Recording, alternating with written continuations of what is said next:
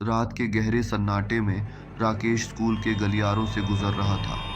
वह एक चौकीदार था जिसने यहाँ कई रातें बिताई थी, लेकिन आज कुछ अलग था। जब वह मुख्य हॉल से गुजरा तो उसने एक हल्की सी हंसी सुनी। यह कोई साधारण हंसी नहीं थी, यह एक छोटे बच्चे की हंसी थी जो इतनी देर रात यहाँ कैसे हो सकती थी। राकेश ने अपने कानों को साफ किया और खुद को ढांढस बंधाया।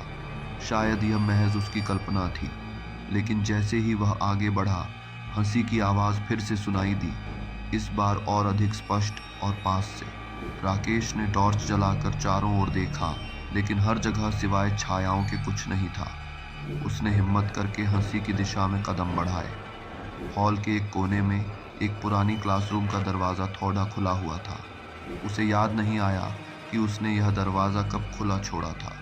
जैसे ही उसने दरवाजा खोला, कमरे के भीतर उसे एक पुरानी स्कूल डेस्क दिखाई दी।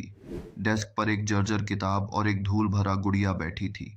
तभी हंसी फिर से गूंजी, लेकिन इस बार उसे एहसास हुआ कि हंसी उसके पीछे से आ रही थी। उसने मुड़ कर देखा, लेकिन कोई नहीं था। उसकी धड़कन तेज हो गई। अचानक उसे महसूस हुआ कि दरवाजे के पास एक छोटी सी परछाई खड़ी थी, लेकिन जब उसने ध्यान से देखा तो वह गायब हो गई। उस क्षण राकेश ने महसूस किया कि हंसी सिर्फ उसकी कल्पना नहीं थी, ये उस बच्चे की थी जिसे कई साल पहले इस स्कूल में खोजा नहीं जा सका था। अब वह उसकी परछाई में बसी हुई थी, हमेशा के लिए।